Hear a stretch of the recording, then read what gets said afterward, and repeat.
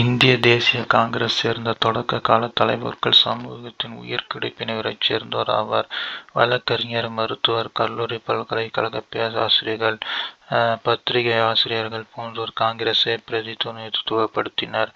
இருந்தபோதும் அவர்கள் இந்தியாவின் வெவ்வேறு பகுதிகளிலிருந்து வாழ்ந்தவர்களாயினும் இந்திய தேசிய காங்கிரஸை உண்மையாகவே ஒரு தேசிய அரசியல் அமைப்பாக ஆக்கினர். விண்ணப்பம் செய்வது, மனு கொடுப்பது, அனுமதித்த வழிகளை மேற்கொண்டதால் மிதவாத தேசியவாதிகள் என்று புனைப்பெயரை பெற்றனர். காலனியிடம் பற்றிய ஒரு வகையான புரிதல் இந்தியாவில் உருவாகி கொண்டிருந்த காலம் அது.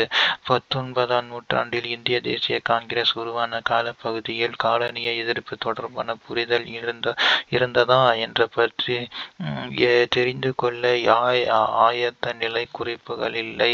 நாம் ஒரே நாடாக என்ற கருத்து வடிவம் பெற உதவியார்கள் தொடக்க கால தேசியவாதிகளே. 1890களின் பிற்பகுதியிலிருந்து இந்திய தேசிய காங்கிரஸுக்குள்ளே கருத்து வேற்றுமைகள் வளர்ந்தன. பிபின் சந்திரபால், பாலகங்காதர் திலகர், லாலா லஜபதி ராய் போன்ற தலைவர்கள் வெறுமனே மனுக்கள் எழுதுவது, மன்றாடி கேட்டுக்கொள்வது, விண்ணப்பம் செய்வது போன்ற அணுகுமுறைகளுக்கு மாற்றாக தீவிரமான அணுகுமுறைகளை பரிந்துரைத்தனர். இத்தன்மையுடையோர் மிதவாத தேசியவாதிகளுக்கு நேரெதிராக தீவிர தேசியவாதிகள் என்று அழைக்கப்பட்டனர். 1897இல் திலகர் சுயராஜ்யம் என்பது பிறப்புரிமை, அதை அடைந்தே தீருவேன் என்று முழங்கிய போது அவர்களின் நோக்கம் தெளிவாக தெரிந்தது.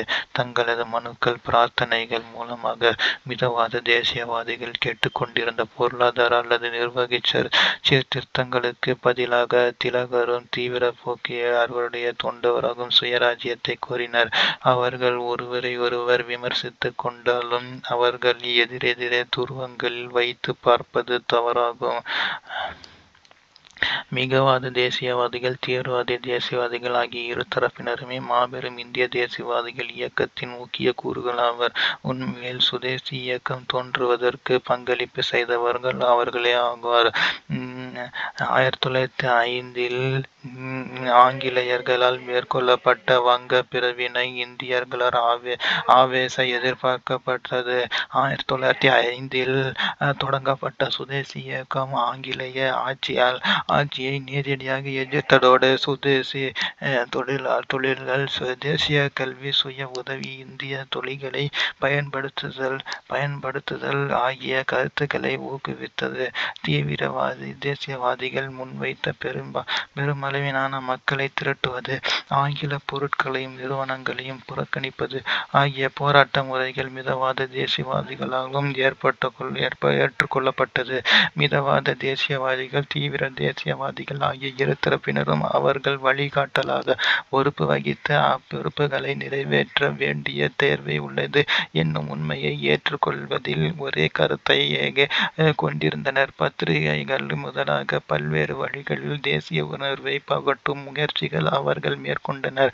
1885இல் இந்திய தேசிய காங்கிரஸ் உருவாக்கப்பட்ட போது அதன் உறுப்பினர்கள் மூன்றில் ஒரு பகுதியினர் பத்திரிகையாளர்களாக இருந்தனர். தொடக்க கால விடுதலை இயக்கத்தின் வல்லமை மிக்க தலைவர்களின் பெரும்பாலோர் பத்திரிகையாளர்கள் எழுதுவதில் ஈடுபட்டிருந்தனர். தாதாபாய் நவ்ரோஜி, இந்தியாவின் குரல், ராஷ்டிரகுப்தா என்னும் இரு பத்திரிகைகளை தொடங்கி அவற்றின் ஆசிரியராகவும் பணியாற்றினார். சுதேந்திரநாத் பானர்ஜி பெங்காலி என்னும் செய்தி பத்திரிகையின் ஆசிரியராக பணிபுரிந்தார். பாலகங்காதர் திலகர் கேசரி, மராட்டா ஆகிய பத்திரிகைகளின் ஆசிரியராக திகழ்ந்தார். இவ்வழிமுறைகளை பயன்படுத்திய அவர்கள் காலனி அடக்குமுறை குறித்து மக்களுக்கு கற்பித்து தேசிய கருத்துக்களை பரப்பினர். இந்திய தேசிய காங்கிரஸ் மேற்கொண்ட முயற்சிகள் பற்றிய செய்திகளை இப்பத்திரிகைகளே மக்களுக்கு எடுத்து சென்றன. இந்திய வரலாற்றில் முதன்முறையாக காலனி அரசின் அடக்குமுறை கொள்கைகளுக்கும் சட்டங்களுக்கும் எதிராக பொதுமக்கள் கருத்தை உருவாக்குவதில் பத்திரிகைகள் பெரிய அளவில் பயன்படுத்தப்பட்டன. தேசிய இயக்கத்தில் மத்தியதர வகுப்பினரும் விவசாயிகளும் கைவினைஞர்களும் தொழிலாளர்களும் மிக முக்கியமான பங்கினை வகிக்க முடியும் என பாலகங்காதர திலகர் உறுதியாக நம்பினார். காலனிய அரசின் அடக்குமுறை ஆட்சிக்கு எதிராக இம்மக்கள் பிரிவினரையே மனமறைவின்மையை பரப்புவதற்கு அவர் பத்திரிகைகளை பயன்படுத்தினார். இந்தியாவில் ஆங்கிலேயருடன் ஏகதிபத்திய ஆட்சிக்கு எதிராக நாடு தழுவிய எதிர்ப்புக்கு அவர் அழைப்பு விடுத்தார்.